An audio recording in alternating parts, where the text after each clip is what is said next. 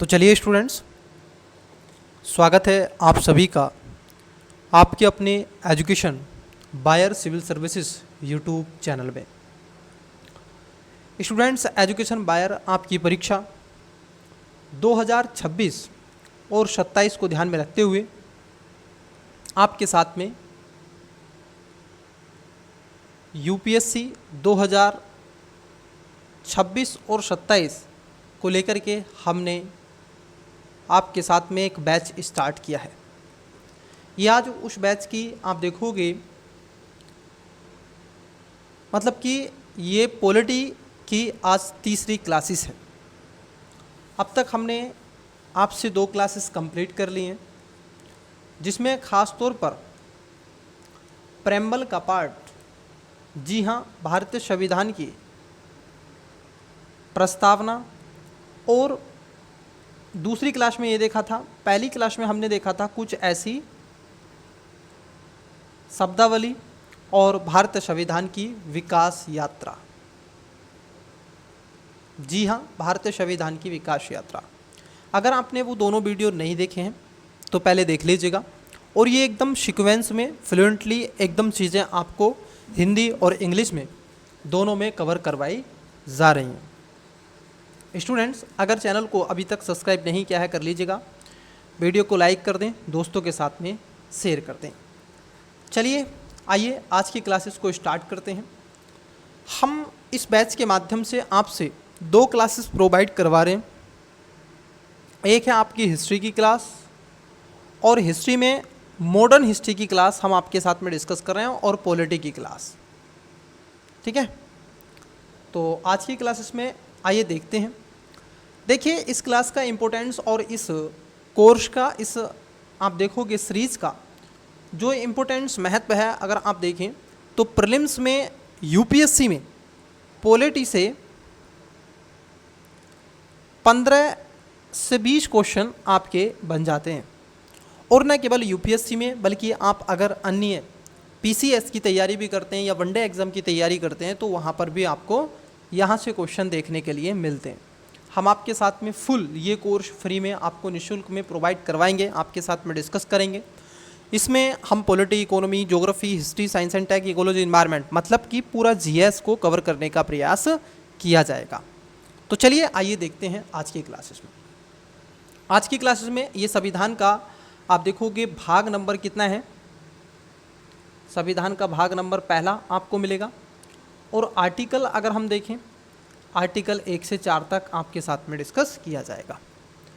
अब यहाँ पर लिखा हुआ है टॉपिक जो आज का हमारा है, राज्यों का संघ, यूनियन ऑफ स्टेट, मतलब कि किसके बारे में लिखा हुआ है?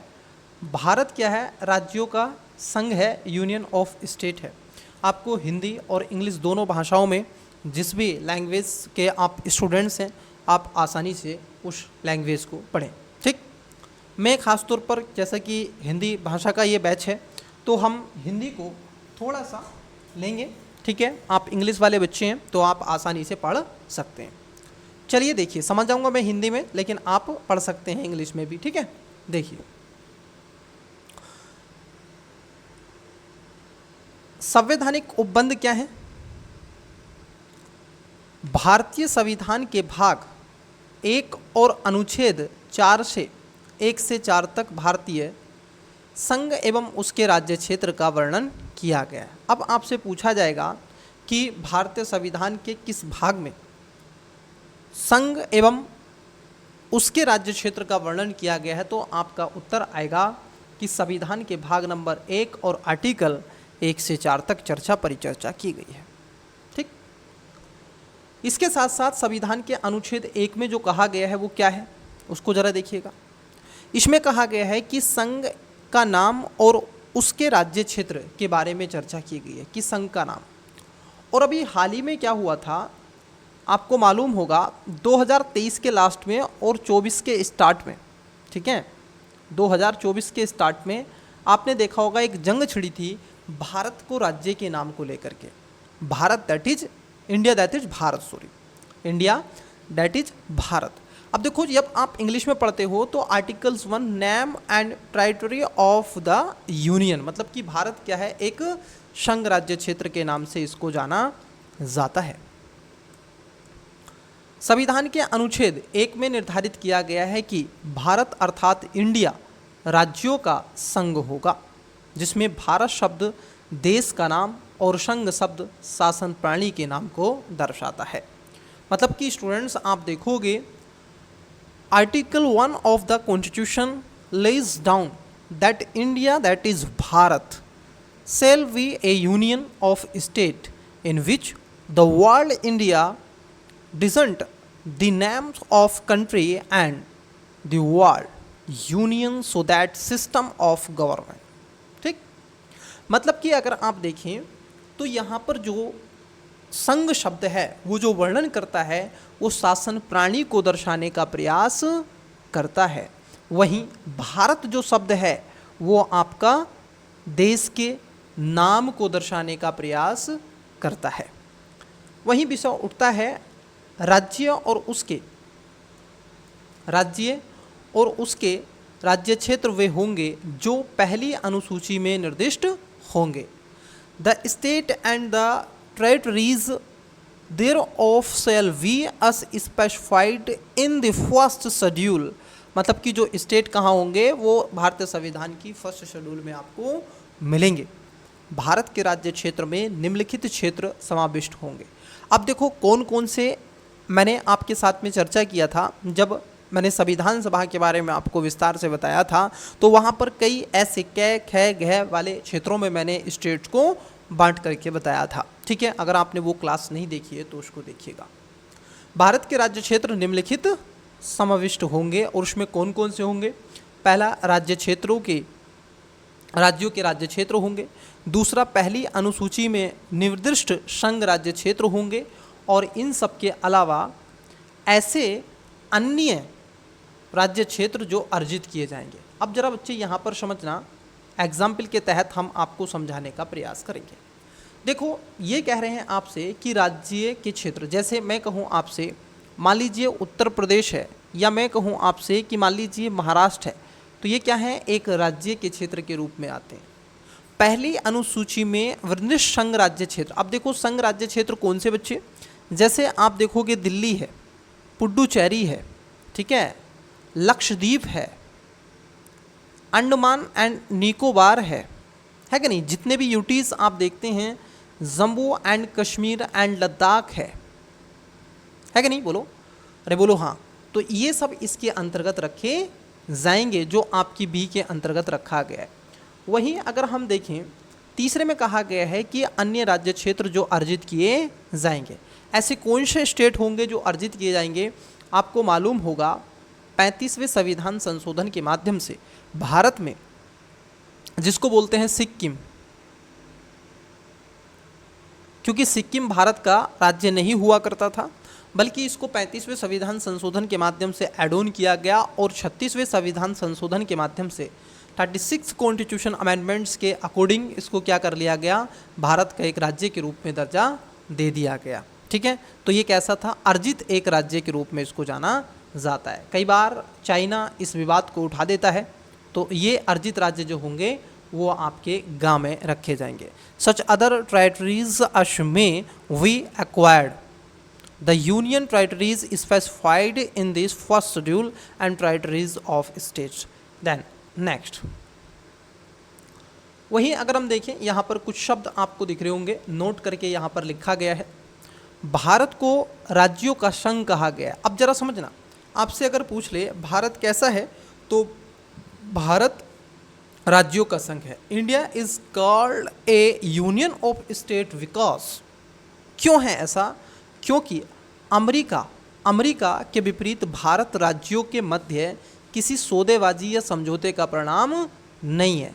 क्या है, ऐसा कोई परिणाम नहीं है जैसे सौदेबाजी हुआ हो, क्योंकि आपने देखा होगा अमेरिका में सबसे पहले 13 राज्य एकत्रित हुए थे और उन 13 राज्यों ने पहले मिलकर के क्या बनाया था, संघ बनाया था, लेकिन भारत में ऐसा नहीं है। ठीक है, जैसा कि यहाँ पर आपको नेक्स्ट लाइन में लिखा गया है कि कोई भी राज्य भारत से अलग होने के लिए स्वतंत्र नहीं है। तो ये भी ध्यान रखना कि कोई भी स्टेट भारत से अलग होने के लिए स्वतंत्र नहीं है, अर्थात भारत विनाशी राज्यों का अविनाशी संघ है। यूपीएससी ने, स्टेट पीसीएस खासतौर पर यूपी पीसीएस ने यहाँ से क्वेश्चन पूछा है कि भारत कैसा है, तो भारत विनाशी राज्यों का अविनाशी संघ है। वहीं अगर हम अमेरिका की बात कर लें तो अमेरिका अविनाशी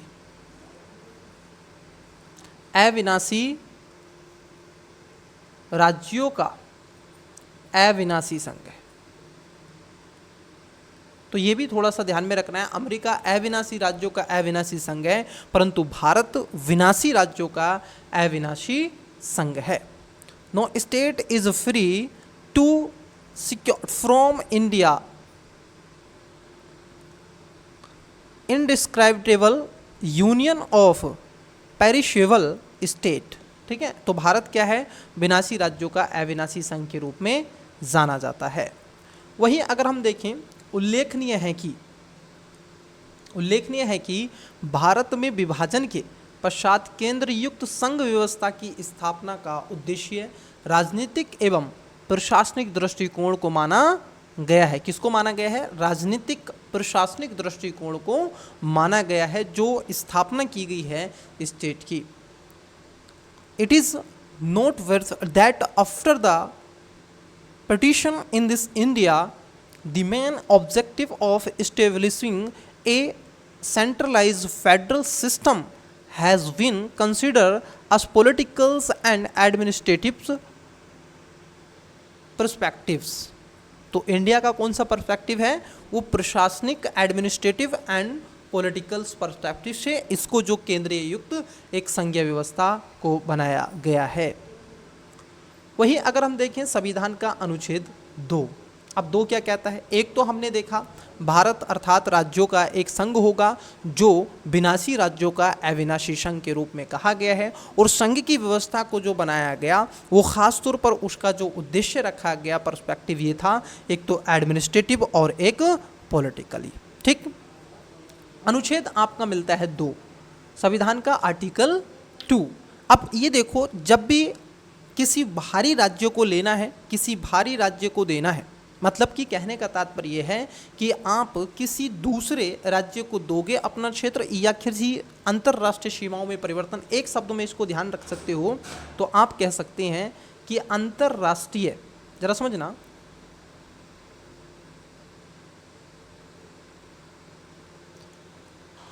यहां पर लिख देते हैं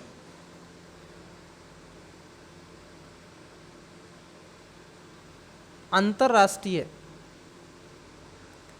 सीमा में परिवर्तन।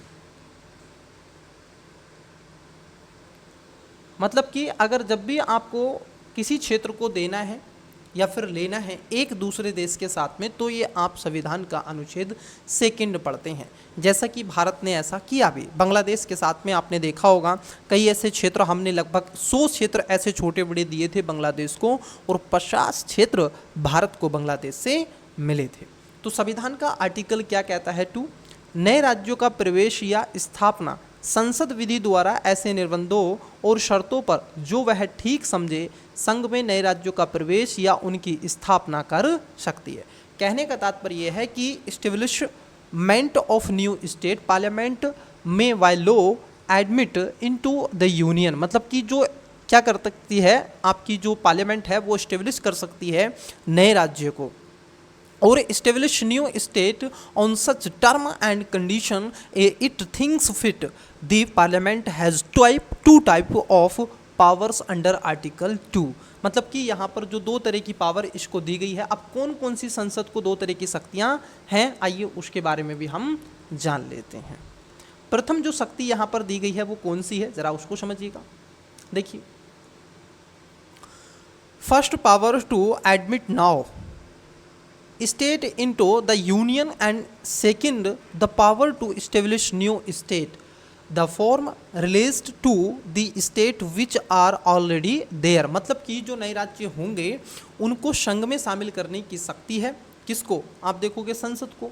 वहीं दूसरे ऐसे नए राज्यों को स्थापित करने की शक्ति है जो पहले से उन राज्यों में से हैं जो पहले से ही विद्यमान हैं, मतलब कि आपके उस देश के अंतर्गत। ठीक, वहीं अगर हम देखें दूसरा जो प्रावधान है, दूसरा उन राज्यों से संबंधित है जो पहले से स्थापित हैं परंतु भारत संघ में शामिल नहीं है।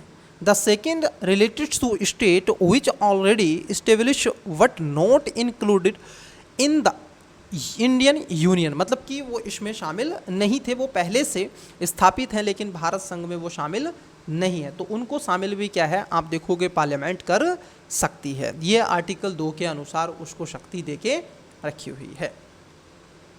नोट में लिखा हुआ है संविधान के अनुच्छेद 2 का सिक्किम एकमात्र ऐसा राज्य था जो स्वतंत्र देश था। Note article 2A Sikkim was the only state, यहाँ पर होना चाहिए था only one state which was one independence a country, और इसको इंक्लूड किया गया था आप देखोगे 36 कॉन्स्टिट्यूशन अमेंडमेंट्स के माध्यम से, जो कि 1975 में लाया गया था। एक्वेंटेबल आप देखोगे अदर स्टेट के इसके माध्यम से इसको कर दिया गया था। फिर एक 36वां जो संविधान संशोधन था, हालांकि ये जो लाया गया था इसको खासतौर पर 35 कॉन्स्टिट्यूशन अमेंडमेंट से, लेकिन आगे चल के इसको इंक्लूड किया गया 36 कॉन्स्टिट्यूशन अमेंडमेंट 1975 के माध्यम से, ठीक है, और इक्वलेंट कर दिया गया अदर स्टेट्स के जो इंडिया में, ठीक है। तो इसकी बात यहाँ पर आपको देखने के लिए मिल जाएगी, ठीक। वहीं अगर हम देखें यहाँ पर कुछ ऐसे प्रोविज़न और दे के आपको रखे हैं कि राज्यों के गठन संबंधी संसद की शक्ति। अब देखिए parliament's power related to the organisation of state, मतलब कि जो पार्लियामेंट संसद की जो शक्ति है वो क्या है, वहीं आप देखोगे संविधान का अनुच्छेद 3 कहता है। जैसे संविधान का आर्टिकल 3 क्या कहेगा, आप किसी राज्य की सीमा में परिवर्तन कर सकते हैं, नाम में परिवर्तन सकते हैं, एक राज्य को तोड़ करके 2 राज्य बना सकते हैं, 2 राज्यों को मिलाकर के 1 राज्य बना सकते हैं, किसी नए राज्य का निर्माण कर सकते हैं, डैश डैश डैश। लेकिन ये सब करने से पहले आपको भारत के जो राष्ट्रपति हैं, किसकी बात, भारत के जो राष्ट्रपति हैं उनकी स्वीकृति लेना बहुत ज़रूरी हो जाता है, और ये राइट्स जो दे के रखा है वो संसद को दे के रखा है, पार्लियामेंट्स को ये अधिकार दे के रखे हैं। चलिए तो देखते हैं आपके क्या बात कही गई है, इसको जान लेते हैं। नए राज्यों का निर्माण और वर्तमान राज्य के क्षेत्रों और सीमाओं या नामों में परिवर्तन, article 3 formation of new state and alternation of areas boundaries और नेम ऑफ एक्साइटिंग स्टेट।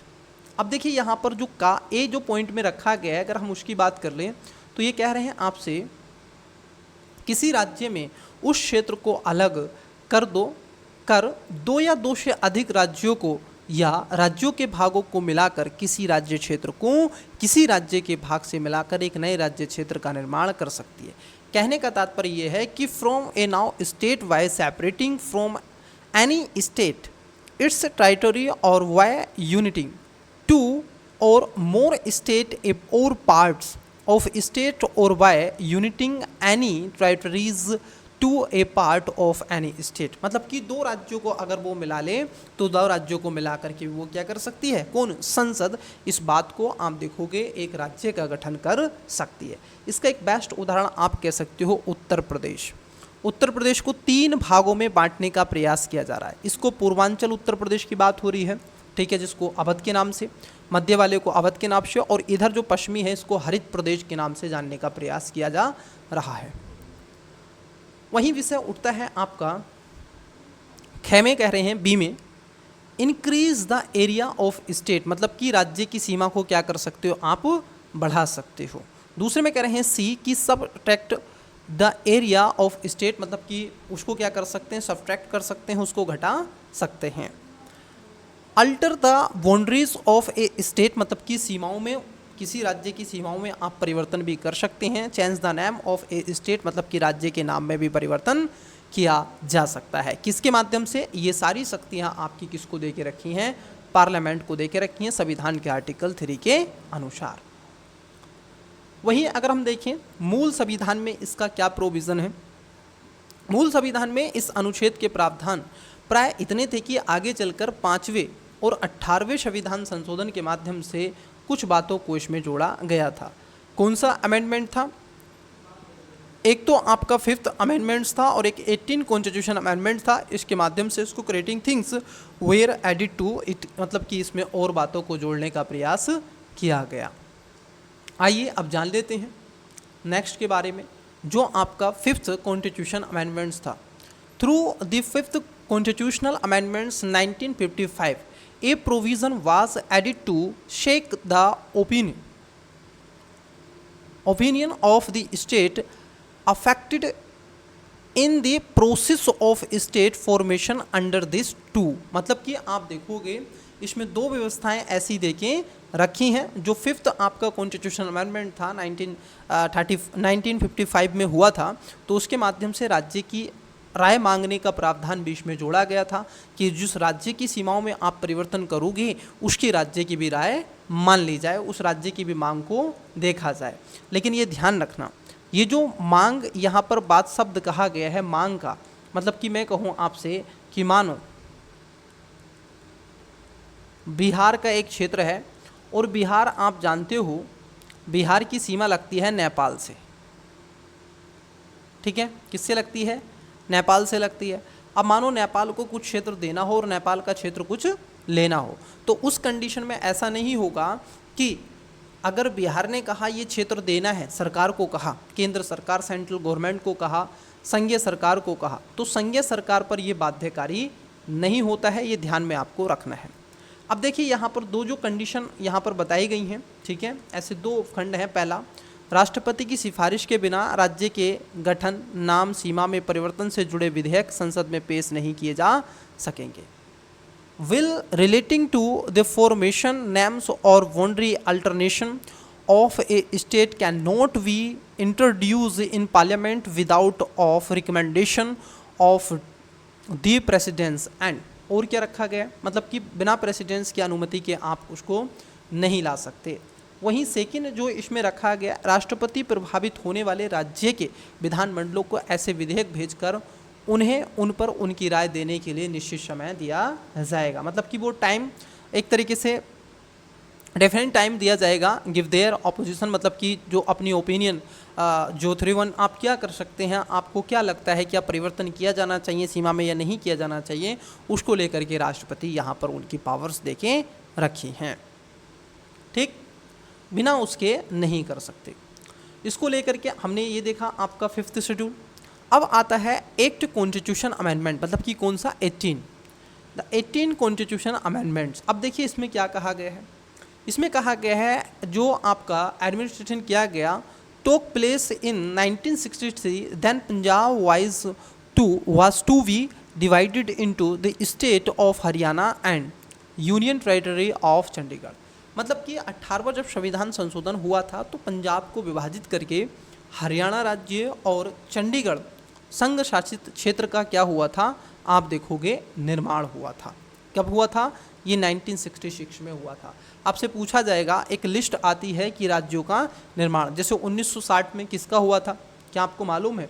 तो जो आपका 1960 की बात कर लें तो आज जब आप जिस महाराष्ट्र की बात करते हैं, जिस आप गुजरात की बात करते हैं, ये इसी से अलग हुआ था। विदर्भ आज इसी में एक डिस्प्यूट का रीजन बनता है, ठीक है। ऐसे ही क्वेश्चन, और लास्ट ईयर्स 2025 में यूपीएससी के प्रॉब्लम्स में देखो क्वेश्चन पूछा भी गया था, है कि नहीं। एक स्टेटमेंट भी आया था कि 1963 में एक संविधान, राज्य संविधान संशोधन के माध्यम से नागालैंड को एक राज्य के रूप में स्थापित किया गया, पूर्ण राज्य का दर्जा दिया गया।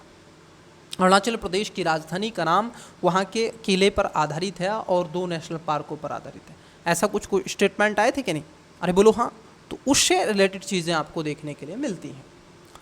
खासतौर पर इस संशोधन के द्वारा संविधान के अनुच्छेद 3 में 2 बातों को स्पष्टीकरण कर दिया गया। By this amendments two clarification were added and article 3, मतलब कि 2 बातों को और इसके अंतर्गत लाया गया था। अब कौन सा स्पष्टीकरण था जो इसको लाने का प्रयास किया जा रहा था? स्पष्टीकरण का सार यह है कि संसद राज्य गठन की अपनी इस शक्ति के तहत में राज्य क्षेत्र का निर्माण कर सकेगी, किंतु यदि किसी राज्य क्षेत्र की सीमाओं में परिवर्तन आदि का प्रसंग उपस्थित होता है तो राष्ट्रपति पर यह बाध्यता लागू नहीं होगी कि वह उस विधेयक को प्रभावित होने वाले संघ राज्य क्षेत्र की किसी संस्था के पास भेजा जाए। मतलब कि जो आपका 18वें संविधान संशोधन के माध्यम से उसको बदल दिया गया। पहले क्या था, 5वें संविधान संशोधन में आप देखोगे जो आपका 5th शेड्यूल था, 5वें संविधान संशोधन में इस बात को रखा गया था कि अगर ऐसा होगा तो राज्य की क्या होगी, मांगों का प्रावधान रखा जाएगा और ऐसी स्थिति में वो क्या होगा, उससे पूछा जाएगा कि ऐसा किया जाए कि नहीं, आपकी रिकमेंडेशन उस पर आप देखोगे ली जाएगी। वही आप देखोगे बच्ची, अनुच्छेद 3 के प्रावधानों ने स्पष्ट है कि भारत की संसद शक्ति राज्यों की तुलना में बहुत ज़्यादा है। देखो, भारतीय संसद की जो शक्ति है वो राज्यों की तुलना में क्या है, बहुत ज़्यादा है। बिल्कुल होनी भी चाहिए, क्योंकि जभी तो हम विनाशी राज्यों का अविनाशी संघ बना, क्योंकि राज्यों का अस्तित्व ही संसद की इच्छा पर टिका हुआ है। अब ये देखो, बड़ा ही अच्छा स्टेटमेंट है कि राज्यों का अस्तित्व किस पर टिका हुआ है, संसद की इच्छा पर टिका हुआ है। It is clear from the provision of article 3 that the power of the Indian parliament is such greater than that of the state because the very existence of the state rests on the will of the parliament. और ख़ास बात यह है आपको देखने को मिलेगी कि राज्यों की सीमाओं को बदलने या उनके नाम के लिए संसद विशेष बहुमत, जो आप देखोगे स्पेशल मेजोरिटी की ज़रूरत भी नहीं है। ठीक है, अगर उसको नाम में परिवर्तन करना है, देखो सीमा में परिवर्तन करे, नाम में परिवर्तन करे, तो संसद को क्या है, स्पेशल मेजोरिटी की आवश्यकता नहीं है। वह क्या करेगी, एकदम साधारण मेजोरिटी, सिंपल मेजोरिटी के तहत में वो काम कर सकती है। यहाँ पर लिखा हुआ है सिंपल मेजोरिटी से ही कर सकती है। ठीक है, फिर विषय उठता है, आप देखोगे क्या ऐसा हुआ। जी हाँ, अगर देखें तो संविधान के अनुच्छेद 3 के अंतर्गत राज्यों की सीमाओं या नाम आदि में परिवर्तन करने के लिए संसद को एक निश्चित प्रक्रिया को पूरा करना होता है, जिसके विभिन्न चरण होते हैं। अब देखो, जब ऐसा काम करेगी तो उसको कई ऐसे चरण होंगे जिस पर वो काम किया जाता है। Under article 3 the parliament has a carry out a creation producer for the altering this boundaries और names etc of the state the various stage of which are as follow. अब इसमें कौन कौन से ऐसे विधि है जिसको वो फॉलो करने का प्रयास करेगी, तो कौन से चरण हैं, जैसे पहले क्या होता है, any bill for the formation of a new state और to change the boundaries of existing state can be introduce in parliament only if the president's recommendation it. मतलब कहने का तात्पर्य हुआ बेटा कि आप देखोगे जब नए राज्य के निर्माण या उसके वर्तमान राज्य की सीमाओं को अगर बदलने का कोई भी ऐसा विधेयक हो, तभी वो संसद में पेश किया जा सकता है जब राष्ट्रपति के लिए उसकी सिफारिश करे। मतलब कि introduce in the parliament only if president's recommends it, मतलब कि यदि राष्ट्रपति ने उसको रिकमेंड किया है तभी वो पेश किया जाएगा, उससे पहले पेश नहीं किया जाएगा। वहीं विधेयक द्वारा यदि किसी राज्य के क्षेत्र या नाम या सीमा में परिवर्तन होने वाला है तो राष्ट्रपति को वह विधेयक उस राज्य या उन राज्यों के विधानमंडलों पर विचार हेतु भेजा जाना होगा।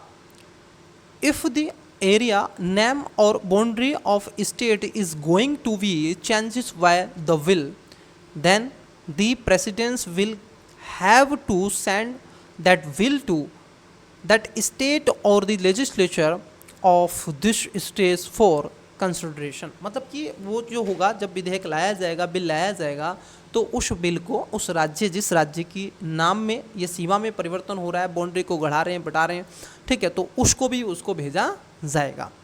राष्ट्रपति इस विचार प्रक्रिया के लिए समय सीमा भी निर्धारित करेगा। ध्यातव्य है कि यह उपबंध मूल संविधान में नहीं था। अब जरा समझना, the president will also fix the time from for this deliberation. It is important to note that this provision was not in the original constitution। मतलब कि ये मूल संविधान में नहीं था, बल्कि इसको क्या किया गया था, जो आपका 5th कॉन्स्टिट्यूशन अमेंडमेंट्स था जो 1955 में था, उसके माध्यम से इसको जोड़ा गया था, जैसा कि मैंने आपको बताया अभी। फिर विषय उठता है राज्यों के नाम, सीमा या क्षेत्र को बदलने की प्रक्रिया, जिसकी मैं बात आपसे कर रहा हूँ, ठीक है, कि राज्य के विधान मंडल को राष्ट्रपति द्वारा निर्धारित समय सीमा के भीतर अपने विचारों को व्यक्त करने हुए विधेयक वापस भेजना होगा, और यदि राष्ट्रपति चाहे तो निर्दिष्ट समय सीमा को बढ़ा या फिर घटा भी सकते हैं, ठीक है, तो इसको ध्यान में रखना है। यदि राज्य का विधानमंडल निर्धारित समय सीमा के भीतर अपने विचारों या राय के साथ विधेयक वापस नहीं भेजता है तो राष्ट्रपति विधेयक को संसद में प्रस्तुत करने की क्या कर सकते हैं, अनुमति दे सकते हैं। यदि राज्य विधानमंडल निर्धारित या पुनः बढ़ाई गई समय सीमा के भीतर अपने विचार राष्ट्रपति को भेज देता है तो संसद उन विचारों को मानने के लिए बाध्य नहीं है। ये जरा मोस्ट है बेटा, यही वो लाइन है जो आपसे यूपीएससी के प्रश्न में पूछी जा सकती है, ठीक है, तो इसको थोड़ा सा आपको ध्यान में रखना है, ठीक। Time limit, the parliament is not bounded to accepted this views, मतलब कि जो उसने रिकमेंड दी है, जो विचार आपने व्यक्त किए हैं उस राज्य के विधानमंडल ने, तो उनको संसद मानने के लिए बाध्य नहीं है। Bounded to accepted this views, मतलब कि parliament is not bounded to accepted, ठीक है। यदि वह चाहे तो अपने साधारण बहुमत से राज्य के विधानमंडल की राय के विरुद्ध जाकर उसके भूभाग या नाम आदि में बदल सकती है। अब मोटा मोटा अगर आप यहाँ पर ये समझें तो कहने का तात्पर्य यह है कि अगर राज्य की सीमाओं में नाम में परिवर्तन, छोटा बड़ा, घटाना बढ़ाना, अगर ये सब है तो ये शक्ति किसको दे के रखी है, ये संसद को शक्ति है, और जो राज्य हैं उनकी जो शक्तियां हैं वो उनकी शक्ति यहाँ पर कमज़ोर हो जाती है, ठीक है, तो इसको ध्यान में आपको रखना है। वहीं अगर हम देखें, अगर किसी संघ राज्य क्षेत्र की सीमा या नाम आदि में परिवर्तन किया जाना है तो ऐसा विधेयक किसी विधानमंडल या अन्य संस्था में भेजने की आवश्यकता नहीं है। मतलब कि उस विधेयक को आप किसी और को नहीं भेज सकते हैं, बल्कि आपको क्या करना पड़ेगा, आपको केवल संसद के ही बलबूते पर इसको लाना होगा।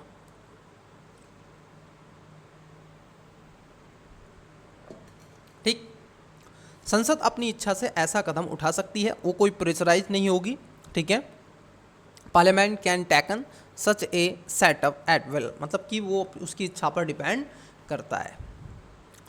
स्पष्ट है कि अनुच्छेद 3 के अंतर्गत किए गए उपबंध केंद्र एवं अत्यंत शक्तिशाली तथा राज्यों के कमज़ोर होने की ओर संकेत करते हैं। ये बात सही है कि यहाँ पर जो होगा स्टेट जो होता है, स्टेट का मतलब कि जो देश है वो अधिक शक्तिशाली होगा, जबकि जो राज्य होंगे, जो जैसे आप देखोगे तमिलनाडु है, कर्नाटका है, गुजरात है, राजस्थान है, उत्तर प्रदेश, बिहार, छत्तीसगढ़, झारखंड, पश्चिम बंगाल, ये राज्य हैं, तो इनकी शक्ति क्या होगी, यहाँ पर कमज़ोर होती हुई दिखाई देगी। यहाँ पर लिखा हुआ है working the of state and such fact. वस्तुतः संविधान निर्माताओं द्वारा ऐसा किए जाने के पीछे ठोस कारण विद्यमान थे। There were good and reason why the firm of the constitution did so, मतलब कि आप देखोगे जो संविधान निर्माता थे, मैं कहूँगा कि जो संविधान सभा थी उसके पास में इसके लिए ठोस सबूत थे, और ठोस ऐसे क्या थे, जैसे जिस समय सभी रियासतें भारतीय संघ में विलय कर रही थी उस समय उसकी सीमाएं अप्राकृतिक थी, मतलब कि अननेचुरल थी, उसमें कोई ऐसा नहीं था कि सबकी बटी हुई थी। क्योंकि भारत को जब आप उस स्थिति में देखोगे, जो ब्रिटिश औपनिवेशिक शासनकाल का भारत था, उसमें कोई स्पष्टीकरण आपको नहीं था, अतार्किक था, ठीक है, रीजनल था, अस्थायी, मतलब कि टेम्पररी उस समय की स्थिति आपको देखने के लिए मिलती है। ठीक, स्वाधीनता संग्राम के दौरान कांग्रेस नेताओं ने भाषाई, प्राकृतिक या प्रशासनिक सुविधा की दृष्टि से राज्य के पुनर्गठन के संकल्प का बार बार दोहराना था। अब देखो हुआ क्या था, अब यहाँ पर तो विलय कर रहे थे, देखो जरा यहाँ पर समझना, बड़ा ही इंपॉर्टेंट है ये।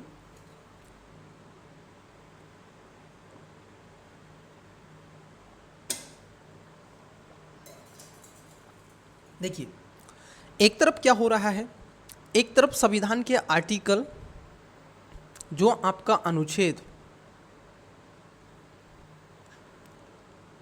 2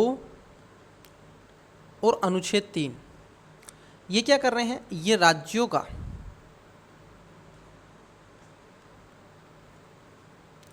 विलय कर रहे हैं, और वहीं क्या हो रहा है, आगे चल के साउथ इंडिया में हो क्या रहा है, लगातार भाषा के आधार पर राज्यों की डिमांड होती हुई प्रतीत होगी। यहीं से फॉर्मेशन ऑफ द स्टेट वाला सिचुएशन जो कंडीशन है हमें समझने के लिए मिलेगा। भाषा के आधार पर पहला राज्य भी आप देखोगे बना दिया जाएगा जिसका नाम आंध्र प्रदेश है। ठीक, अब वो आंध्र प्रदेश बना, लेकिन आगे चल के उसमें से तेलंगाना 2014 में अलग हुआ था। ठीक है, लेकिन मुद्दा ये तो नहीं था, उसके पहले भी और कई ऐसी समितियां संगठन बनाए गए थे, उन्होंने रिकमेंडेशन भी दी थी कि आपको ऐसा करना चाहिए, क्योंकि सरकार को ये काम सुलझाना था। और देखो, आपकी तत्काल परिस्थितियां तय करती हैं कि आप निर्णय क्या लेने जा रहे हो। संविधान सभा इस बात से भली भांति समझती थी कि राष्ट्र निर्माण की प्रक्रिया में राज्यों को उचित पुनर्गठन का प्रश्न बार बार खड़ा होगा। इसका समुचित समाधान करने के लिए केंद्रीय शासन विशेष संसद को ऐसे हैं। अब देखो, ये क्यों संविधान सभा को भी इस बात का भय था कि कहीं ना कहीं ये प्रश्न बार बार उठेगा राज्य के अंदर, और आज भी उठता है, स्वाभाविक है। इसका सबसे बड़ा रीज़न है कि भारत की डाइवर्सिटी क्या है, भारत की जो डाइवर्सिटी है, भारत की जो विविधता है, ये सबसे बड़ी है। भारत का जो कल्चर है ये सबसे बड़ा है, क्योंकि यहाँ पर आप देखोगे 19,500 भाषाएं बोली जाती हैं इस देश के अंदर। जरा सोचिए, भारत के अंदर 19,500 भाषाएं, ये मैं नहीं कह रहा हूँ, ये ऑफिशियल लैंग्वेज, आपको ऑफिशियल ये डाटे के अनुसार मैं बोल रहा हूँ। आप चाहे तो गूगल कर सकते हैं भारत में टोटल कितनी भाषाएं, लगभग 19,500 भाषाओं के आसपास आपको मिलेगा। अब यहाँ पर आर्टिकल्स देखते हैं, आपका आर्टिकल है 4। आर्टिकल 4 क्या कहता है, एडमिशन और formation a new state in accordance with this articles to the formation of new state alteration of boundaries areas and name articles 3 shall not be demand to be a constitution amendments under article 36(8) of the constitution amendment. अब देखो students, क्या है कि जब आप देखते हो संविधान का अनुच्छेद 2 पढ़ा आपने, वहाँ पर क्या है, राज्य में प्रवेश की बात करता है। आपने आर्टिकल 3 पढ़ा जो नए राज्यों के निर्माण की बात करता है, सीमा और क्षेत्र नाम में परिवर्तन की बात करता है। तो संविधान के अनुच्छेद 368 के तहत संशोधन नहीं माना जाएगा। यहाँ पर देखो साफ साफ लिखा हुआ है, यहाँ पर इंग्लिश वाले बच्चे भी देख लेंगे। आर्टिकल 3 ये कह रहे हैं, not be demand to be a constitutional amendments under article 368 of the constitution. ठीक, तो यहाँ पर भी इस बात को रखा गया है। तो यदि राज्यों का आप गठन करते हैं आर्टिकल 2 के अनुसार, आर्टिकल 3 के अनुसार, अगर कोई ऐसा प्रोविज़न आप लेकर के आते हैं तो संविधान का आर्टिकल 368 का वहाँ पर प्रोविज़न नहीं होगा, उसको लागू नहीं किया जाएगा। विषय उठता है, कुछ शर्तें यहाँ पर आपको मिल जाएंगी। शर्तें संबंधित कोई विधेयक राष्ट्रपति की पूर्व मंजूरी से ही संसद में प्रस्तुत होगा, ये तो आपको पता ही है। यदि विधेयक में शामिल प्रस्ताव किसी भी राज्य के क्षेत्र में उसकी सीमाओं या उसके नाम को प्रभावित करता है तो वह विधेयक राष्ट्रपति द्वारा संबंधित राज्य विधानमंडल के पास भेजा जाएगा, जैसा कि हमने पहले भी आपको बताया। अब राज्य विधानमंडल को इस पर रिकमेंड कर रहा है नहीं कर रहा है, उससे कोई इतना मैटर्स नहीं करता है। राष्ट्रपति राज्य विधानमंडल का मत जानने के लिए बाध्य नहीं है। ध्यान रखना, यहाँ पर भी क्या है, the president is not bounded to now the vote of state legislature and can accepted और reject the vote and cost. मतलब कि वो क्या कर सकते हैं, स्वीकार या अस्वीकार भी कर सकते हैं, वो बाध्यकारी नहीं है राज्य के जो लेजिस्लेचर है उसके मत को। ठीक है, यदि संसद अपने अनुसार भारत के राजनीतिक मानचित्र का पुनर्निर्धारण कर सकती है, इस कारण से भारत को विनाशी राज्यों का अविनाशी संघ कहा जाता है और खासतौर पर राज्यों को अलग होने का संघ से अधिकार नहीं है। तो ये क्या कर सकती है, पुनः क्या कर सकती है, एक मानचित्र का पुनर्निर्धारण कर सकती है भारत के राजनीतिक क्षेत्र का। Parliament can redraw the political map of the India according to this which and that is way India is called to the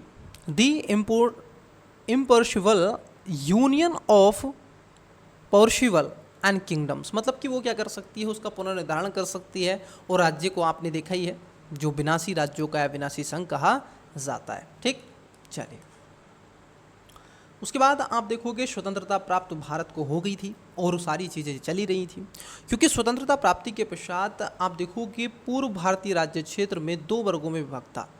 दो यहाँ पर जो स्टेट थे उनको टू स्टेट के अंदर बांटा गया था, जैसे India and native principally state.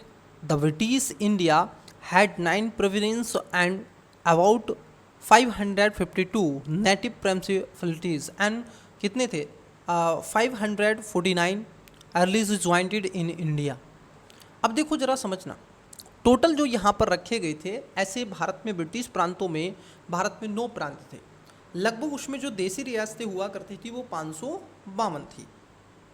इन 552 में से लगभग आप देखोगे 449 दो देसी रियासतें थी, वो आसानी से क्या हो ली थी, वो इंडिया को ज्वाइन कर लिया। बट रिमेनिंग 3 प्रिंसिपली स्टेट, अब देखो ये जो 3 रह गई थी, ये कौन कौन सी, एक थी जूनागढ़, हैदराबाद एंड जम्मू, और इन्हीं के लिए force a lot of difficulties in merging with India, और इन्हीं के लिए किया गया था सारा बंदोबस्त। यहाँ पर विलय कराने में काफ़ी कठिनाइयों का सामना भी करना लगा था। किसको, 3 रियासतें, जूनागढ़ हो, हैदराबाद हो, जम्मू कश्मीर हो, लेकिन फाइनली बाद में जाकर के ये इसमें शामिल हो ही गए। देसी रियासतों का एकीकरण, आइए अब जानेंगे किसके बारे में, देसी रियासतों के एकीकरण के बारे में।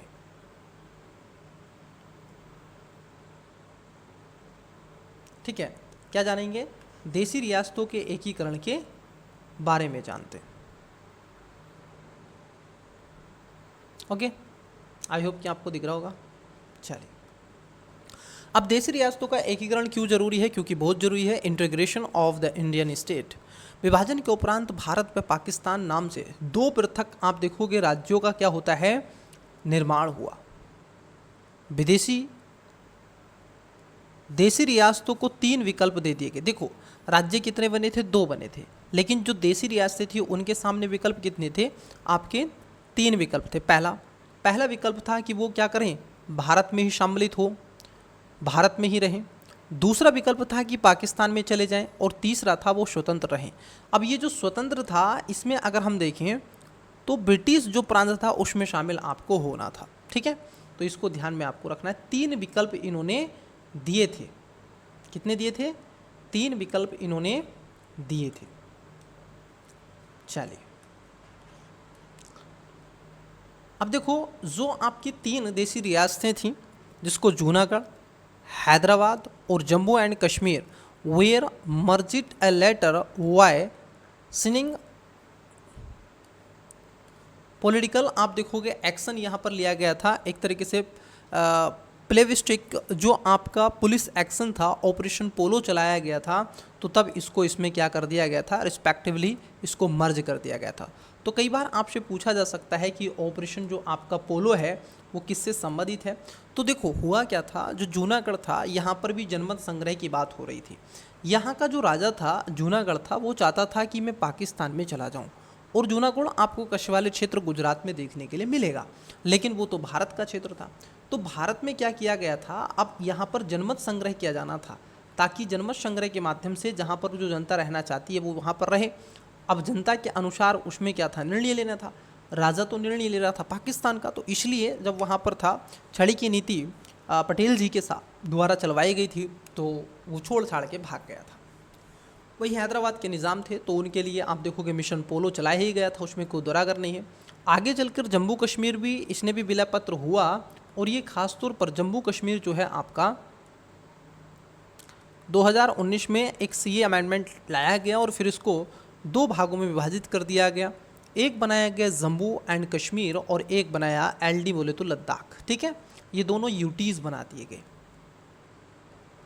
ठीक, चलिए, इनके लिए कोई ऐसा ऑपरेशन नहीं करना था।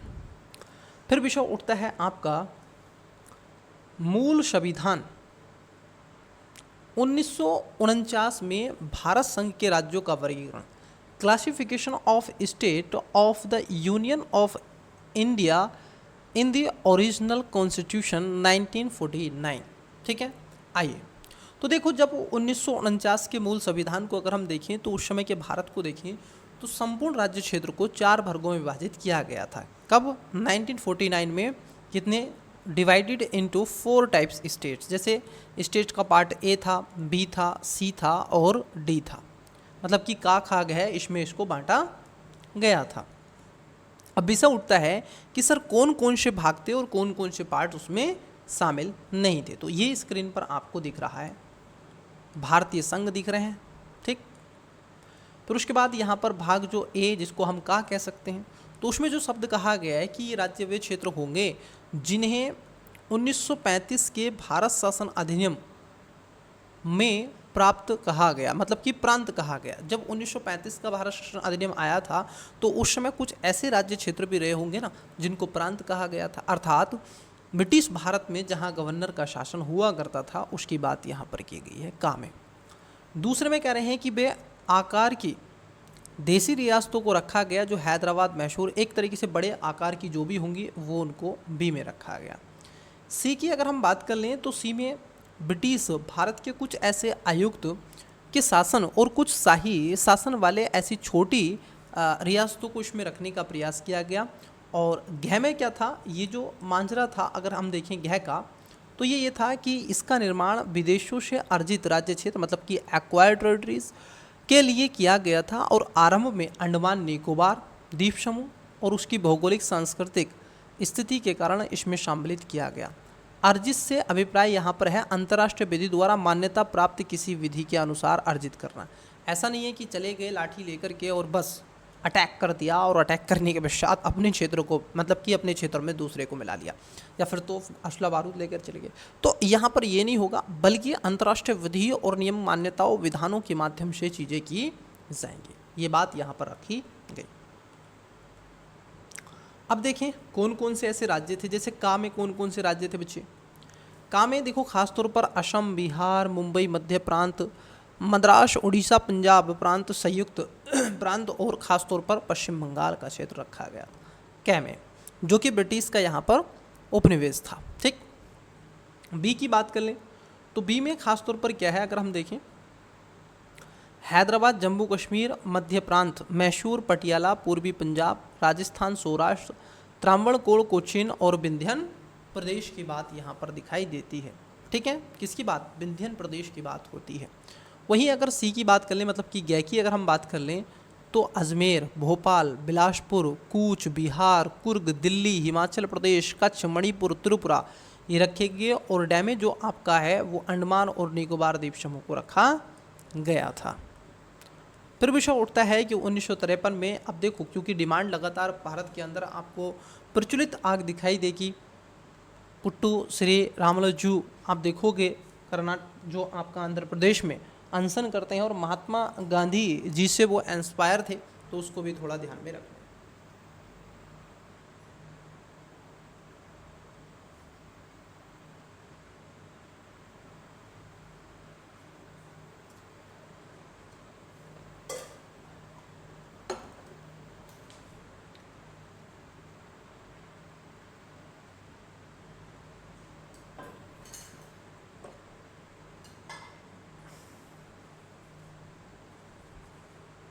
चलिए, तो हमने यहाँ तक चर्चा आपसे कर ली है।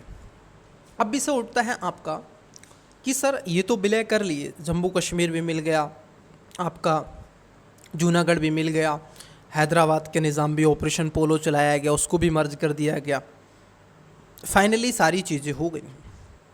लेकिन माजरा कुछ और था, क्योंकि विविधता में एकता ऐसे ही नहीं कहा जाता। एक थाली में विभिन्न प्रकार का भोजन विदाउट कटोरी के नहीं रखा जाता, और भारत देश के अंदर वही है। वर्ष 1953 में गठित राज्य पुनर्गठन आयोग का गठन भारत सरकार को किया गया की सलाह आयोग ने आप देखोगे अपनी रिपोर्ट 1955 में सौंपी और सरकार संसद ने 7वां संविधान संशोधन किया, क्योंकि राज्य पुनर्गठन आयोग की मांग लगातार हो रही थी, राज्यों का गठन किया जाए, किसी को स्वतंत्र रखा जाए। और एक बड़ी चुनौती ये भी थी कि अगर हम इन सब राज्यों को एक साथ ही मिला लेंगे और किसी राज्य की कोई पहचान ही ना होगी, तो यहाँ पर शासन चलाना थोड़ा सा कठिन हो जाएगा, अपने आप में एक चुनौतीपूर्ण हो जाएगा, क्योंकि भारत में जो विविधता है वो विश्व में नहीं है। दुनिया का सबसे ज़्यादा गर्म तापमान भारत में मिलेगा, दुनिया का सबसे ठंडा तापमान भारत में मिलेगा, दुनिया की सबसे अधिक वर्षा वाला क्षेत्र भारत में मिलेगा, दुनिया का सबसे बड़ा उपजाऊ एग्रीकल्चर क्षेत्र भारत में मिलेगा, दुनिया की सबसे अधिक बोए जाने वाली भाषाएं भारत में मिलेंगी, दुनिया में सबसे अधिक पाए जाने वाले धर्म भारत में मिलेंगे, दुनिया में सबसे अधिक पाए जाने वाली जनता भी भारत में मिलेगी। क्या? पॉपुलेशन, जनसंख्या। तो कई ऐसी चीज़ें अब वो सब मांगे हो रही हैं। वहीं आप देखोगे जब इस कमीशन ने सबमिट किया गया अपनी रिपोर्ट को, तो कहा कि एक 7वां संविधान संशोधन लाया गया और इस अधिनियम के माध्यम से 1956 में उसके अनुसरण को पारित किए गए राज्य पुनर्गठन अधिनियम 1956 के माध्यम से भारत को संपूर्ण राज्य को 2 वर्गों में विभाजित कर दिया। कितने वर्गों में विभाजित किया गया बच्चे? 2 वर्गों में उसको विभाजित किया गया था। अब 2 वर्ग कौन कौन से थे जरा उसको भी देखिएगा। वही 2 वर्ग राज्य, मतलब कि एक तो स्टेट पर रखा गया था। This 2 classes were state and union territories, मतलब कि एक तो राज्य होगा और दूसरा यूटीज होगा, यूनियन टेरिटरीज होंगे। जैसे दिल्ली है, पुडुचेरी है, लद्दाख है, जम्मू कश्मीर है, अंडमान निकोबार है, लक्षद्वीप है, दादर एवं नगर हवेली है, चंडीगढ़ है। तो ये सब क्या है? ये यूटीज हैं। और राज्य जैसे हिमाचल प्रदेश, हरियाणा, पंजाब, उत्तराखंड, उत्तर प्रदेश, बिहार, पश्चिम बंगाल, सिक्किम, झारखंड, छत्तीसगढ़, आंध्र प्रदेश, तेलंगाना, मणिपुर, मिजोरम, असम, ये सब क्या है? कहने का तात्पर्य है कि ये राज्य हैं।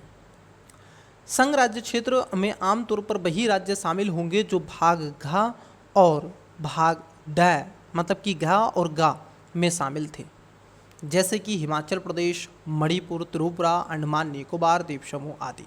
और ये हिमाचल प्रदेश, मणिपुर और त्रिपुरा, अंडमान निकोबार पहले ये क्या थे? यूटीज थे, लेकिन बाद में जाकर के इनको एक राज्य के रूप में तब्दील कर दिया गया। आगे चलकर इसमें से कुछ राज्यों को राज्य का दर्जा दे दिया गया, जबकि विदेशों से अर्जित कुछ राज्य क्षेत्रों को जैसे पड्डीचेरी, दमन एवं दीप, दादर एवं नगर हवेली और कुछ अन्य क्षेत्रों जैसे कि चंडीगढ़ को संघ राज्य क्षेत्रों की सूची में शामिल किया गया। और एक कौन था? आपका अंडमान निकोबार। वर्तमान की अगर हम बात कर लें तो भारत में कुल कितने राज्य हैं? तो देखो वर्तमान में भारत में आपके कितने राज्य हैं बच्चे? 28 तो हैं स्टेट, ठीक है, और आपकी हैं 8 यूटीज। ठीक, यहाँ तक दिक्कत किसी को नहीं। वर्तमान में कुल 8 क्षेत्र इस वर्ग के अंतर्गत रखे गए हैं, जो खासतौर पर कौन कौन से हैं? अगर हम यूटीज की उसकी बात कर लें तो दिल्ली, चंडीगढ़, पुडुचेरी, दादर एवं Nagar Haveli, Daman, Diu, Andaman Nicobar, island, Lakshadweep, Jammu and Kashmir and Ladakh. तो ये इसके अंतर्गत रखे गए हैं। फिर विषय उठता है कि विभिन्न राज्यों की जो राजधानियों के नाम में परिवर्तन हुए, कौन कौन से राज्य थे, कब कब उसके नाम में परिवर्तन हुए हैं। कई बार स्टेट पीसीएस में यहाँ से क्वेश्चन बनता है। कहाँ पे बनता है? स्टेट पीसीएस में यहाँ से क्वेश्चन बन जाए, और मैं कहूँगा कि यूपीएससी भी यहाँ से क्या कर सकता है? क्वेश्चन मैच द फॉलोइंग वाले क्वेश्चन में पूछ सकता है। तो 1991 की अगर हम बात देखें, कब की? अगर हम 1991 की बात करें बच्चा, तो 1991 में सबसे पहले केरल की राजधानी त्रिवेंद्रम को क्या कर दिया गया? तिरुवनंतपुरम कर दिया गया। वर्तमान 1996 की बात कर लें, तमिलनाडु की राजधानी मद्रास को क्या कर दिया गया? चेन्नई बनाया गया। 2001 की बात कर लें तो पश्चिम बंगाल की राजधानी कलकत्ता को कोलकाता बनाया गया। 2006 में कर्नाटक की राजधानी बंगलोर को वंगलूरू बनाया गया। मतलब कि इनमें थोड़े थोड़े परिवर्तन किए गए थे। आइए अब जानते हैं एक और नई चीज़ के बारे में, मतलब कि स्टेट रिकॉग्नाइजेशन कमीशन, मतलब ये हुआ राज्य पुनर्गठन आयोग के बारे में। तो चलिए देखते हैं राज्य पुनर्गठन आयोग। राज्य पुनर्गठन आयोग को पढ़ने से पहले आपको कई ऐसे कमीशन पढ़ने पड़ेंगे, क्योंकि वो रिकमेंड करेंगे किसको? राज्यों को, कि ऐसे राज्य का गठन किया जाए, ये आधार होना चाहिए। सरकार के समक्ष एक सबसे बड़ी चुनौती थी, क्योंकि भारत में भाषा के आधार पर जो लगातार मांग हो रही थी, क्या उस मांग को सेटिस्फाई किए जाएंगे? तो किसी भी कमीशन ने इस बात को रेखांकित नहीं किया कि आप भाषा के आधार पर राज्यों का पुनर्गठन कर दो। आइए देखते हैं। सबसे पहले आता है एस के धर आयोग। क्या कहते हैं इसको? एस के धर आयोग, एस के धर कमीशन, ठीक है, ये आता है। अब इन्होंने क्या रिकमेंड्स दी जरा उसको देखिएगा। जून 1948 में भारत सरकार द्वारा एस के धर की अध्यक्षता में भाषाई प्रांतीय आयोग का गठन हुआ। दिसंबर 1948 में आयोग ने अपनी रिपोर्ट प्रस्तुत की, जिसमें राज्यों के पुनर्गठन का आधार भाषाई न रख कर के प्रशासनिक सुविधा को रखने की अनुशंसा की गई। इसके सबसे बड़ा क्या था कि भारत में इतनी बड़ी डाइवर्सिटी है, आप कैसे एक भाषा के आधार पर, लैंग्वेज के आधार पर आप देखोगे कंट्री को बांट सकते हो, डिवाइड कर सकते हो, मतलब कि राज्यों में वितरित कर सकते हो, तो नहीं, है ना। तो ये बात भी क्या थी, इसमें रखी गई। तो इसने भी क्या कर दिया था, भाषा के आधार पर इनकार कर दिया, इग्नोर कर दिया, कहा नहीं भाषा के आधार पर आप नहीं कर सकते। अगर ऐसा किया तो भारत में न केवल ये 30 मिलते, मैं कहूँगा कि 36 मिलते, बल्कि आप कल्पना नहीं कर सकते कितने और मिलते, ठीक है। कितने स्टेट होते छोटे बड़े, कितनी भाषाएं हैं, फिर तो हर कोई कहता मेरी भाषा अलग है तो मेरा स्टेट है। कोई जनजाति है, ट्राइब से, अब उसमें 4 ही जने बचे हैं, अब उनका 4 का स्टेट है। तो कहने का तात्पर्य यह है, इससे विवाद थोड़ा ज़्यादा हो जाता। इससे राज्य पुनर्गठन संबंधित विवाद और गहरा, जो कि खासतौर पर दिसंबर 1948 में एक ही समिति जवाहरलाल नेहरू, वल्लभ भाई पटेल, पट्टाभी सीतारामैया के नेतृत्व में एक समिति थी, JBPB समिति का गठन किया गया, ठीक है, जिसमें कौन थे, जवाहरलाल नेहरू, और उसके साथ साथ आप देखोगे वल्लभ भाई पटेल और पट्टाभी सीतारामैया इसमें शामिल थे। अब इसने भी अपनी रिपोर्ट प्रकाशित की थी। समिति ने अप्रैल 1949 में रिपोर्ट सौंप दी और कहा कि भाषा के आधार पर राज्यों के पुनर्गठन की मांग को देश की एकता सुरक्षा को ध्यान में रखते हुए कुछ वर्षों के लिए स्थगित कर दिया गया। मतलब कि अब क्या होगा, जो भाषा के आधार पर स्टेट आप देखोगे मांग नहीं कर सकते हैं स्टेट की जनसंख्या, बल्कि उसको रोक दिया गया। नहीं तो एक बड़ी चुनौती उस समय भारत के समक्ष खड़ी हो जाती। परंतु 1953 में देखिए, परंतु 1953 में पोट्टी श्री रामुलुज कांग्रेसी नेता के निधन के कारण आंदोलन की तीव्रता देखते हुए मद्रास को भाषाई आधार पर विभाजित कर तेलुगु भाषी पृथक राज्य के रूप में आंध्र प्रदेश का गठन किया गया, ठीक है। क्या था, एक तेलुगु राज्य था। अब इसका अपना उद्देश्य है, क्योंकि वहाँ पर एक ट्रायंगल बनता है। ज़रा देखिएगा, एक प्रॉब्लम ये होती है यहाँ के लोगों को, ये ज़रा इंडिया को आप समझ लें थोड़ा सा, ठीक है। अब यहाँ पर क्या है, ये है आपका कर्नाटक, केरल लिख देते हैं, और ये क्या है आपका, ये है केरल, ठीक है। अब यहीं पर आपका आ जाता है बेटा क्या, यहीं पर आता है तमिलनाडु, तमिलनाडु, और इधर ऊपर आ जाता है आंध्र प्रदेश। अब जरा थोड़ा सा समझना, ये जो केरल तमिलनाडु, अब ये जो है ये यहाँ पर एक जंक्शन है, एक ट्रांजिशन है। अब इसको कैसे पृथक करना है और भाषा का आधार कैसे बनाया जाए, अन्यथा और भी लैंग्वेज बोलने वाली जो जातियाँ जनजातियाँ हैं वो भी अपनी मांग को बरकरार रखेंगी और भारत के समक्ष एक चुनौती हो जाएगी। उसके बाद आप देखोगे गठित किया गया था फजल अली आयोग। दिसंबर 1953 में सरकार द्वारा 3 सदस्यीय राज्य पुनर्गठन आप देखोगे फजल अली की अध्यक्षता में गठित किया गया। आयोग के अंदर 2 सदस्यीय KM पडिक्कर और HN कुजरू शामिल थे, ठीक, उनथे कुजरू शामिल थे। आगे चलकर अगर हम देखें तो इस आयोग ने 1955 में रिपोर्ट पेश की, जिसमें भाषा के आधार पर राज्यों के गठन को स्वीकार किया गया, लेकिन एक राज्य एक भाषा के सिद्धांत को अस्वीकार कर दिया गया। देखिएगा जरा, राज्य पुनर्गठन आयोग जो था 1955 में आया और इसने क्या था, भाषा के आधार को स्वीकार कर लिया, लेकिन एक राज्य एक भाषा के आधार को स्वीकार नहीं किया। किसने, फजल अली ने। और फिर क्या था, फिर चीज़ें बदल गईं और ऐसे कई राज्य क्षेत्रों का राज्य पुनर्गठन आयोग ने 2 वर्ष तक गहन चिंतन और अनुशंसा किया तथा वह निम्नलिखित निष्कर्ष पर पहुंचा। The state recognition commission under took deep deliberation and research for 2 years and can come to the following conclusion, ठीक, ये यहाँ पर चीज़ें आपको मिली। तो इसके कुछ निष्कर्ष पर वहाँ पर पहुँचने का प्रयास किया जाएगा। आइए देखते हैं पहला, इन्होंने क्या कहा था, केवल भाषा और संस्कृति के आधार पर राज्यों का पुनर्गठन नहीं किया जाएगा, चाहिए चाहिए बल्कि राष्ट्रीय सुरक्षा, नेशनल सिक्योरिटी, वित्तीय प्रशासन, कुशलता, फाइनेंशियल एंड एडमिनिस्ट्रेटिव एफिशिएंसी को प्रमुखता में लानी चाहिए। तो ऐसी कई बातें यहाँ पर रखी गई थी। फिर भाषाई आधार पर राज्यों के पुनर्गठन तर्क व्यावहारिक नहीं लगता है। वस्तुतः ऐसे कोई भी राज्य बनाना प्राय असंभव है जो पूर्णतः एक भाषी हो। तो एक भाषी तो इस दुनिया में लगभग कोई भी नहीं है। हाँ, वो एक भाषा बना लेते हैं, जैसे अमेरिका ने अंग्रेजी को भी मानते हैं।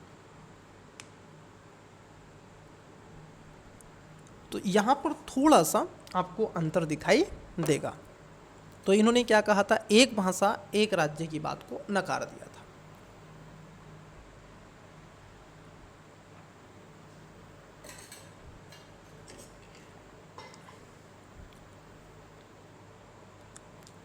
एक भाषा को बोलने वाले सभी व्यक्ति भौगोलिक रूप से इस तरह इकट्ठे नहीं हैं करते कि उस स्थल को राज्य बनाया जा सके। तो एक बड़ी चुनौती ये भी थी, all the peoples who speak a language are not geographically assembled together in such a way that the place can be made a state. मतलब कि वो ऐसा नहीं था स्थान। एक भाषा का अधिक उपयोग करने वाले क्षेत्र में कुछ ऐसी जनसंख्या जरूर रहती है जिस अन्य भाषा का प्रयोग करती है, और इस अधिकांश क्षेत्र मिश्रित भाषा मतलब कि मिक्सड लैंग्वेज का एरिया। भारत में आपने देखा होगा कैसी लैंग्वेज ज़्यादातर मिलती है, मिक्सड ही अर्थव्यवस्था है, मिक्सड ही हमारी शासन व्यवस्था है, मिक्सड ही हमारे यहाँ पर भाषाएं हैं। तो कई चीज़ें, और इसका रीज़न है भारत की डाइवर्सिटी। ठीक, किन्हीं भी दो राज्य क्षेत्रों के मध्य एक ऐसा क्षेत्र जरूरी पड़ता है जहाँ दोनों भाषाओं के प्रयोक्ता मिश्रण रूप देखे रखते हैं। जैसे उत्तर प्रदेश की बात कर लो, उसकी सीमा बिहार से लगती है, तो कुछ व्यक्ति ऐसे होंगे जो बिहार की भाषा बोलते होंगे, भोजपुरी बोलते होंगे, है ना, और कुछ हैं कि नहीं वो यूपी की बोलते होंगे। ऐसे स्थानों को एक भाषी राज्य के तर्क के अनुसार बांटना असंभव है। बिल्कुल भाई, आप कहीं तो लकीर खींचोगे ना, कहीं तो आप बाउंड्री बनाओगे, जहाँ बाउंड्री बनाओगे तो एक वर्ग तो उसमें आ जाएगा, दूसरा वर्ग उससे, मतलब कि एक लाइन खींची और वो बट गया, तो ये तो अनजस्टिस ही हुआ ना। तो ये बहुत बड़ी चुनौती हो जाएगी। तब भी यदि किसी इस संस्थान या स्थान पर होने वाली जनसंख्या का 70% या अधिक भाग एक ही भाषा का प्रयोग करता हो तो उसे एक भाषी संज्ञा मतलब कि अन लैंग्वेजबल स्टेट के रूप में पुनर्गठित किया जा सकता है। तो ये भी आपको क्या है ध्यान में रखना है। एक भाषा अगर होगी तो उसको पुनर्गठन हो जाएगा। किंतु यदि किसी क्षेत्र में दूसरी भाषा बोलने वाले या भाषाई अल्पसंख्यक जिनको लिंग्विस्टिक माइनॉरिटीज़ जनसंख्या के 30% से अधिक हो तो उस राज्य की एक राज्य भाषा मतलब कि यूनिलैंग्वेज स्टेट के रूप में पुनर्गठित करने के स्थान पर प्रशासनिक सुविधा के अनुसार पुनर्गठन करना चाहिए। उसे द्वितीय भाषा मतलब कि बाई लैंग्वेज स्टेट के रूप में स्वीकार किया जाना चाहिए। तो ये बात यहाँ पर रखी गई थी, ये अगर वो ऐसा है तो उसको भी लाया जाए और उसको यहाँ पर स्वीकार करना होगा। जिले के स्तर पर भी यही भाषाई अनुपात को लागू किया जाना चाहिए। राज्यों के वर्गीकरण जो आपके थे ABCD all state should be included in one list, मतलब कि ये क्या है, सभी क्या होंगे, राज्य को एक ही सूची में शामिल किया जाना चाहिए। तो ये कई ऐसी बातें यहाँ पर आपको मिलती। आगे चलकर अगर हम देखें तो क्या हुआ, आयोग ने उपरोक्त आधारों पर भारत सरकार को राज्य के पुनर्गठन की विस्तृत योजना सौंप दी, जिससे भाषाई राज्यों को प्राय स्वीकार कर लिया गया था। मुंबई और पंजाब को भाषाई आधार पर बांटने का इसका आयोग ने विरोध किया था और उन्हें द्वितीय जो आप देखोगे राज्यों के रूप में बनाए रखने का सुझाव दिया था। तो कई ऐसे सुझाव भी आपको देने पड़ सकते हैं सेल्फ, अगर आप मेंस लिख रहे हैं इस बार तो ये और भी अच्छा हो जाता है, कुछ शब्दावली आपके साथ में रिवीजन होंगे। इसमें कुल 16 राज्यों और आप देखोगे कई ऐसे टेरिटरीज़ का गठन किया गया था जिसमें विदर्भ और हैदराबाद भी शामिल थे। भारत सरकार ने स्वीकार नहीं किया कि इसके अलावा उसने 3 जो आपके राज्य क्षेत्र जिसको यूटी टेरिटरी और दिल्ली, मणिपुर, अंडमान निकोबार अनुशंसा की थी, जबकि केंद्र सरकार ने आप देखोगे क्या हुआ, संघ राज्य क्षेत्र बनाने का निर्माण भी किया था। कितने? 6। और वैसे राज्य कितने थे? 16। तो कितने का लाया गया था? 16 और 6 का लाया गया था।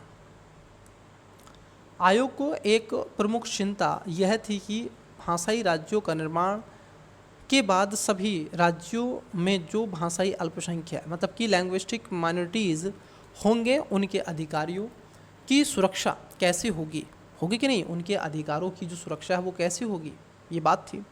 चिंताओं को समझाते हुए या समझते हुए भारत सरकार ने 1956 में ऐसे नियम निर्धारित किए जो भाषाई अल्पसंख्यकों के अधिकारों को सुरक्षा प्रदान करते थे। ये नियम थे। अब कौन कौन से थे जो नियम थे, उसको भी थोड़ा देखिएगा, कौन कौन से ऐसे नियम थे। 30% और more of the people in a state as the language other than the principal language, this second language will be demand equivalent of the first language for all administrative process purpose, and such that state will be recognized as a bilingual state। मतलब कि 30% राज्य में आप देखोगे लोग प्रमुख भाषा अलग कोई एक भाषा प्रयुक्त करते हैं, तो दूसरी और भाषा को सभी प्रशासनिक उद्देश्यों के लिए प्रथम भाषा मतलब कि इक्विवेलेंट समझाना जाएगा, और ऐसे राज्यों को द्वितीय भाषा राज्य बाइलिंगुअल स्टेट के रूप में मान्यता दी जाएगी। तो इसको भी क्या है आपको ध्यान में रखेंगे। यदि भाषाई अल्पसंख्यकों की संख्या 15 से 20% हो तो सरकार के सभी नियम, आदेश, कानून आदि उस भाषा में भी प्रयुक्त होने चाहिए। बिल्कुल सही बात है, ये बात तो सही है, क्योंकि आप जिसके लिए कानून बना रहे हैं उसको ही नहीं पता, अब जिसके लिए ला रहे हैं उसको नहीं पता, तो कैसे चीज़ें चलेंगी, ये बात एकदम ठीक है। वहीं भाषाई जो अल्पसंख्यकों को यह अधिकार होगा कि वे अपने राज्य की सरकार या केंद्र सरकार को अपनी भाषा में कोई आवेदन या प्रस्तुत मतलब कि आप देखोगे प्रेजेंटेशन दे सके जहाँ चाहे वह भाषा संविधान की 8वीं अनुसूची में सम्मिलित ना हो। अब देखो बच्चे, लास्ट ईयर्स 2024 में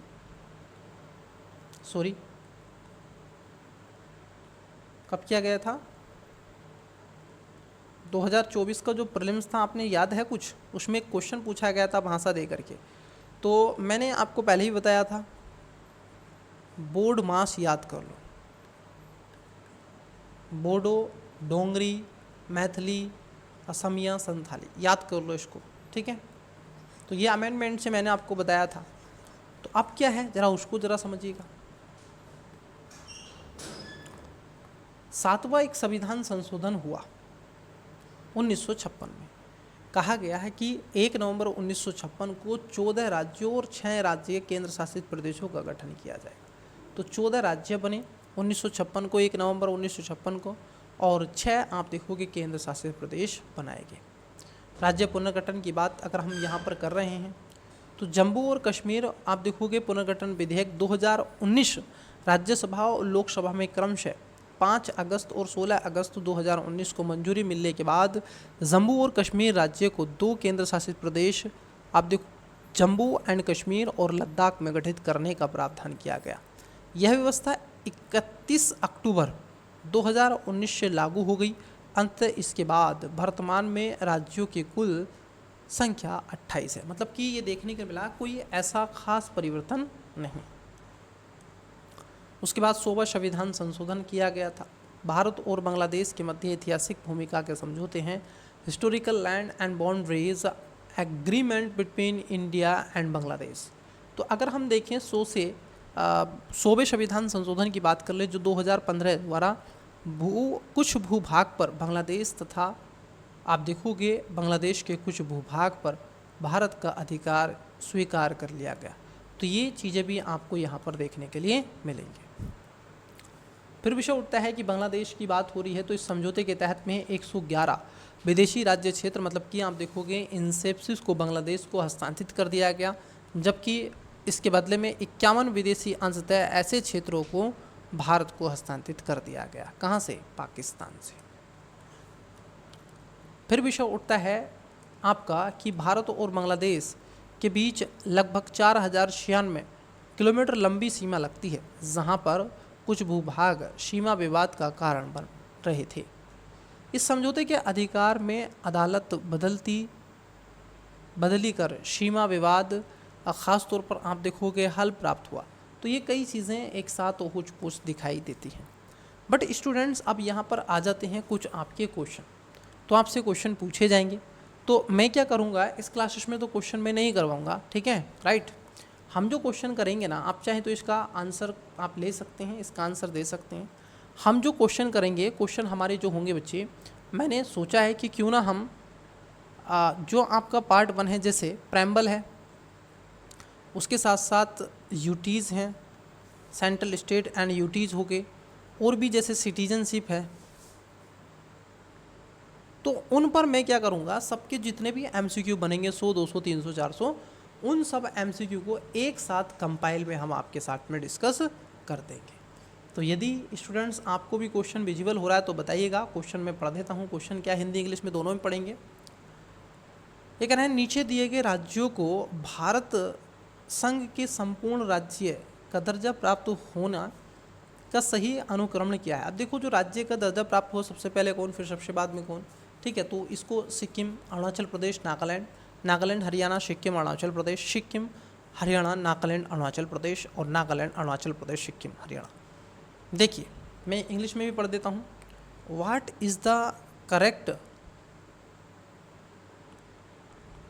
chronological order of the following state and getting the status of India full state of the union। अब इसमें ये ऑप्शंस हैं, आप इस ऑप्शंस के माध्यम से कर सकते हैं। एक और क्वेश्चन आपको दिखा देते हैं, क्योंकि क्वेश्चन तो हम नेक्स्ट क्लास में करेंगे। तो इस क्वेश्चन को, निम्नलिखित कथनों में से कौन सा असत्य है, गलत पूछा है। Which one among the following statement is false. अब देखो यहाँ पर गोवा कौन सा गलत है, 87 में बना था। दीव खंबात की खाड़ी में एक टापू है। दमन और दीव भारत को संविधान के 56वें संविधान संशोधित गोवा से अलग किया क्या नहीं। दादर और नगर हवेली 1934। ये ऐसे कई क्वेश्चन आपके साथ में मैं डिस्कस करूँगा। इसकी एक क्लास पूरी कंपाइल कर लेंगे, 4 ऐसे टॉपिकों का जहाँ पर हम डिस्कस कर सकें। वो क्लास केवल उसी पर एमसीक्यू पर बेस्ड होगी। तो चलिए स्टूडेंट्स, आज की क्लास में इतना ही रहने देते हैं। मिलते हैं आपसे नागरिकता वाले पार्ट पर। तब तक के लिए मन लगा के पढ़ते रहिएगा। चैनल पर पहली बार सब्सक्राइब कर लीजिएगा, वीडियो को लाइक कर दें, दोस्तों के साथ में शेयर कर दें। Best of luck, bye.